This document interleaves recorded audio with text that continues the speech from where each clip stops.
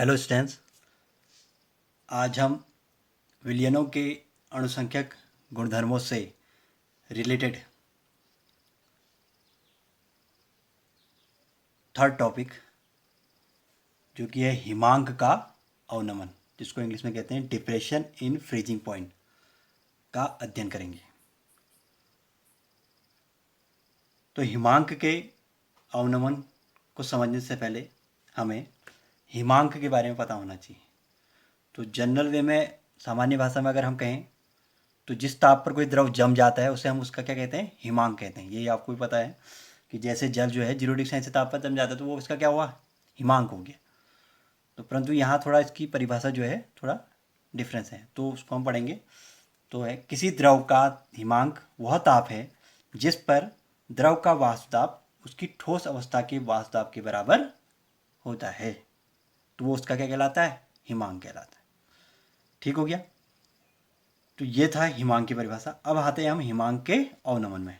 तो किसी विलायक में कोई अवाष्पशील विलेय मिलाने पर वाष्प दाब में अवनमन के कारण विलयन का हिमांक विलायक के हिमांक से कम हो जाता है। विलायक और विलयनों के हिमांकों का अंतर हिमांक का अवनमन, जिसको हम डेल्टा टी एफ कहलाता है। ठीक हो गया। इसको हम डेल्टा टी एफ से दिखाते हैं। तो जैसे आप ये देखिए कि विलायक में कोई हमने वो आवासीय विलय मिला दिया तो जो विलयन का जो हिमांक है वो विलायक के हिमांक से क्या हो जाता है, कम हो जाता है। मतलब वो और भी कम डिग्री सेल्सियस पर जमेगा, तो उसको हम क्या कहते हैं, हिमांक का अवनमन कहते हैं। जैसे का उदाहरण है, ये आपका जनरल नॉलेज में के लिए भी है एग्जाम्पल, और वैसे भी आपका परीक्षा में पूछा जाता है। तो एंटी फ्रीजिंग सोल्यूशन जिसको हम कहते हैं, प्रतिहिम विलयन जिसको हम कहते हैं, कि जल, जैसे आपने देखा होगा कि जो कार के रेडिएटर होता है उनमें जल मिलाया जाता है। तो जल, उसमें जल डाला जाता है तो जल क्या होता है, जल जो होता है 0 डिग्री सेल्सियस पर जम जाता है। तो जैसे कि बहुत बहुत जगहों पर बहुत अत्यधिक ठंड पड़ती है तो वहाँ जीरो से भी नीचे नीचे आपका तापमान होता है। तो इसलिए जल जो है रेडिएटर में, वो जो जल है, पानी है, वो जमे ना, तो इसके लिए हम उसमें क्या मिलाते हैं, एथिलीन ग्लाइकॉल मिलाते हैं, जिससे कि उसके हिमांक में क्या होता है, अवनमन हो जाता है। तो वो -20-30 डिग्री सेल्सियस हो गया तब भी आपका जल क्या होता है, जमता नहीं है। तो इसका उदाहरण है कि जल में प्रतिहिम पदार्थ एथिलीन ग्लाइकॉल मिलाने पर जल के हिमांक में अवनमन हो जाता है। तो ये इसका जनरल क्या है, उदाहरण है। एथिलीन ग्लाइकॉल को आप अगर जल में मिला देंगे तो वो विलेन बन जाएगा, तो उसका जो हो जाएगा, जो जल का है, जो आपका अवनमन हो जाएगा। तो इसको हम हिमांक में क्या कहते हैं, अवनमन कहते हैं। फिर अब इसका हम सूत्र बनाएंगे। तो यदि शुद्ध विलायक का हिमांक T0 और विलयन का हिमांक TS है तो हिमांक का अवनमन डेल्टा टी एफ बराबर क्या हो जाएगा, T0 माइनस TS। तो हमने इसमें इसका ग्राफ भी बनाया हुआ है। तो जैसे आप ये देखिए, इसमें आपने वेपर प्रेशर और टेम्परेचर के बीच में ग्राफ बनाया हुआ है। तो इसमें देखिए जो विलायक है वो, विलायक का जो सॉलिड स्टेट जहाँ पर बन जाती है, हिमांक है जो, वो यहाँ पर है।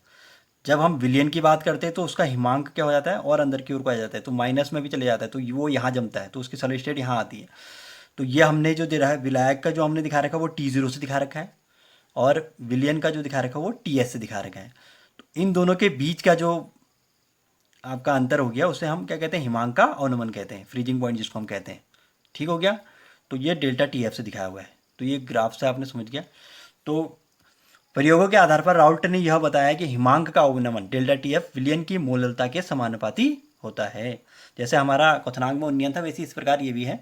तो डेल्टा TF प्रोपोर्शनल टू क्या हो गया, एम। एम क्या है, मोललता है। अब प्रोपोर्शनल का चिन्ह हटेगा तो उसकी जगह क्या आएगा, स्थिरांक आएगा। तो डेल्टा TF बराबर KF इंटू एम, जहाँ KF क्या है, मोलल अवनमन स्थिरांक या हिमांक अवनमन स्थिरांक इसको हम कहते हैं। यदि हम मोललता 1 कर लें तो हमारे पास क्या आ जाएगा, डेल्टा TF बराबर KF। अब हमारे पास मोल क्या आ जाएगी, मोलल अवनमन स्थिरांक की परिभाषा आ जाएगी। तो अतः मोलल अवनमन स्थिरांक हिमांक में वह अवनमन है जो 1 मोल विलेय को 1000 ग्राम विलायक में घोलने पर होता है। तो ये इसको हम क्या कहते हैं, हिमांक का अवनमन कहते हैं। तो ये हिमांक के अवनमन के बारे में आपने इसका अध्ययन किया। तो इसके बाद हम हिमांक के अवनमन द्वारा विलेय के मूल निर्माण की गणना करेंगे और उसके सूत्र की उत्पत्ति करेंगे। तो जैसे कि आपने अभी इससे आपने अभी देखा कि हिमांक का अवनमन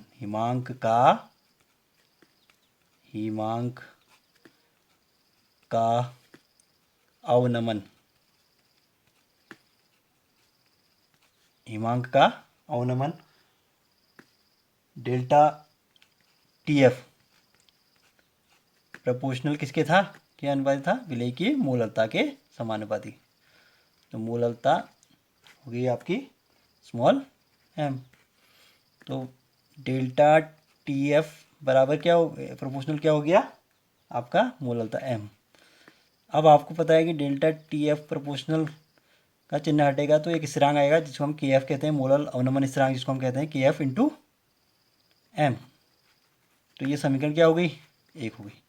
जहाँ डेल्टा टी एफ हिमांक का अवनमन है, के एफ आपका क्या हो गया अवनमन स्थिरांक, और एम क्या हो गया आपका मोललता।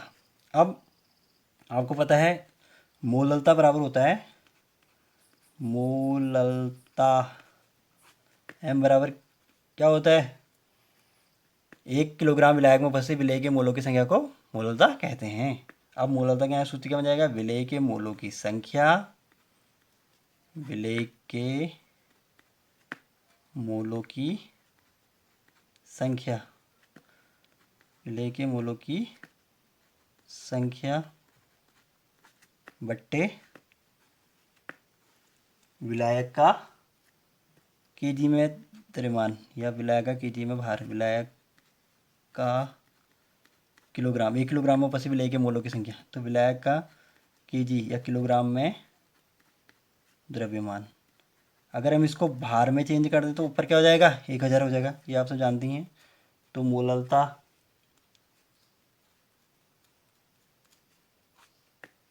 एम बराबर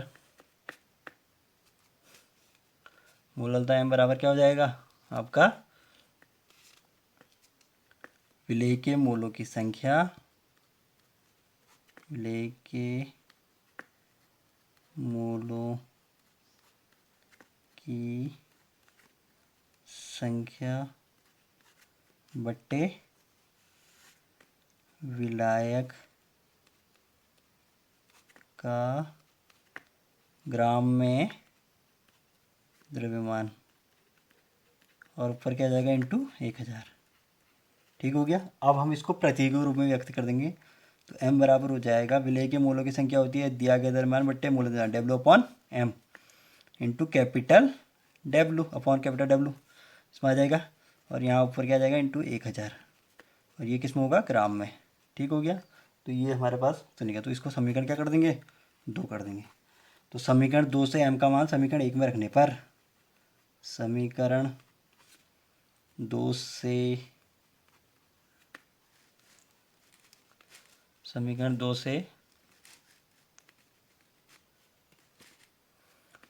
m का मान समीकरण 1 में रखने पर, ठीक हो गया, रखने पर। अब तो यहाँ रख देंगे तो हमारे पास सूत्र क्या बन जाएगा, डेल्टा टी एफ बराबर हो जाएगा के एफ, एम की जगह ये मान रख देंगे W upon M into 1000 upon W. ठीक हो गया। तो ये हो जाए, ये सूत्र बन जाएगा डेल्टा टी एफ बराबर, जहाँ आपको पता ही है डेल्टा टी एफ हो गया हिमांक में अवनमन, के एफ हो गया आपका मोलर अवनमन स्थिरांक, स्मॉल डब्ल्यू हो गया विलेय का द्रव्यमान, 1000 ही हुआ, स्मॉल एम आपका विलेय का मोलर द्रव्यमान, और कैपिटल डब्ल्यू आपका विलायक का द्रव्यमान। ठीक हो गया। तो ये आपका इससे सूत्र निकलेगा, यहाँ से आप m बाहर निकाल सकते हैं।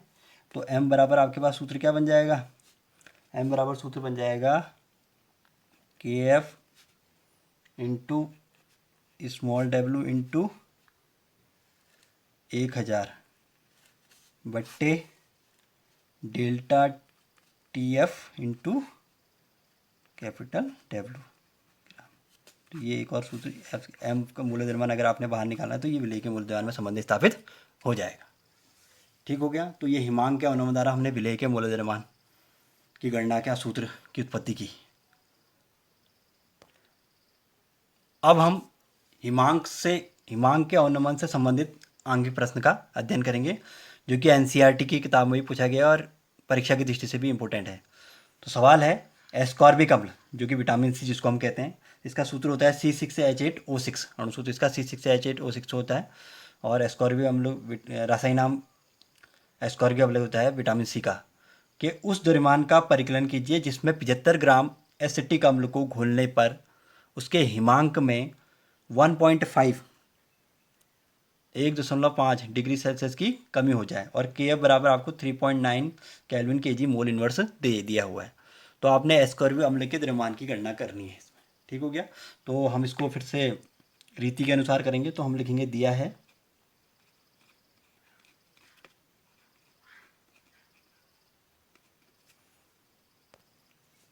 एस्कॉर्बिक अम्ल का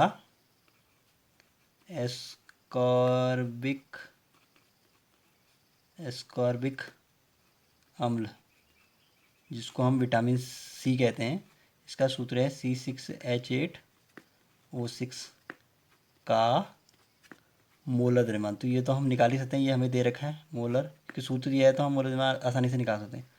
मोलर द्रव्यमान ये किससे निकलता है, स्मॉल m से इसको दिखाते हैं। ठीक हो गया।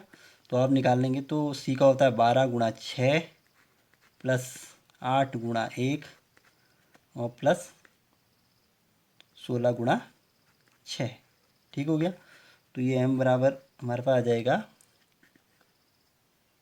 8×6 = 72 प्लस 8×8 और प्लस 16×6 = 96। ठीक हो गया। तो ये आता है तुम्हारा 80 प्लस 96, 72 में आ जाएगा 80 और 96 हो गया, तो ये आ गया 176 ग्राम। तो ये हमारा निकल गया एस्कॉर्बिक अम्ल का मूल द्रव्यमान। अब हमें दिया हुआ है एसिटिक अम्ल का द्रव्यमान दे रखा है। तो हम लिखेंगे एसिटिक अम्ल का द्रव्यमान, एसिटिक अम्ल सूत्र पता ही होगा आपको इसका, वैसे इसकी ज़रूरत तो है नहीं, फिर भी आपको सूत्र पता होना चाहिए CH3COH। तो एसिटिक अम्ल का द्रव्यमान हमें खाली इसका दिया गया द्रव्यमान है जो कि आपका W है, कैपिटल W, तो वो दिया है 75 ग्राम। ठीक हो गया। उसके बाद हमें दे रखा है हिमांक में अवनमन। तो हिमांक में अवनमन वो भी दिया हुआ है, अवनमन। तो हिमांक में अवनमन डेल्टा TF है। क्या है, डेल्टा TF। वो हमें दे रखा है आपका 1.5 डिग्री सेल्सियस। ठीक हो गया। और KF का मान भी हमें दे रखा है, KF बराबर भी हमें दिया है 3.9 केल्विन केजी मोल इनवर्स। ठीक हो गया। हमें निकालना है आपका एस्कॉर्बिक अम्ल का द्रव्यमान। एस्कॉर्बिक अम्ल जिसको हम विटामिन सी कहते हैं का द्रव्यमान निकालना है। तो इसमें हम क्वेश्चन मार्क निकाल दें, आपका कैपिटल W हम निकालना है तो इसको इसमें क्वेश्चन मार्क लगे। अब हम सूत्र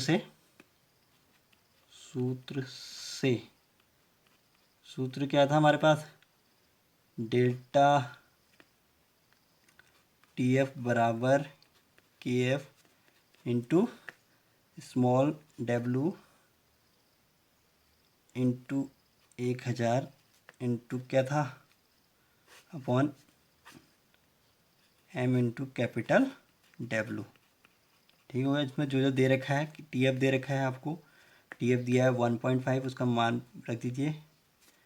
KF दे रखा है आपको 3.9, इसका मान भी रख दीजिए। स्मॉल W आपने निकालना है, इसको ऐसे लिख दीजिए, इंटू 1000 ही हो जाएगा, अपॉन m आपका आया था 176 इंटू आपका W दे रखा है 75। ठीक हो गया। अब आप इसमें इसको 25 से काट दीजिए, तो 25 × 75 और 25 चौको 100 और 40, तो 40 आ गया। उसके बाद 3 से इसको काट दीजिए, 3 एकम 3 और 3 × 9 1.3 आ गया।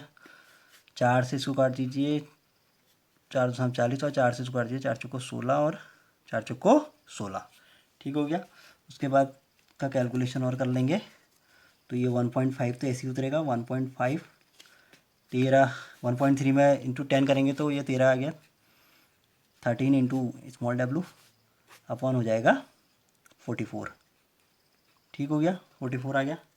उसके बाद यहाँ से स्मॉल डब्लू बाहर निकाल दीजिए, तो डब्लू बराबर हो जाएगा 1.5 इंटू 44 अपॉन 13। ठीक हो गया। तो यहाँ से इसको करेंगे तो ये 60 और 66, तो 66.0 आ गया अपॉन 13 हो जाएगा। ठीक हो गया। तो 13×5 = 5 आ गया, बचा 1, 0 पॉइंट लगा नहीं जाता, तो बना फिर 0, 391, तो 5.07 ग्राम इसका आंसर आता है। ठीक हो गया। तो ये हमने आज हिमांक में अवनमन, हिमांक से के अवनमन से मूलद निर्माण करना और हिमांक अवनमन से संबंधित आंगिक प्रश्न का अध्ययन किया। तो उम्मीद है कि आप लोगों को ये समझ में आया होगा। इसको आप सीखेंगे और इसका अध्ययन करेंगे। Thank you.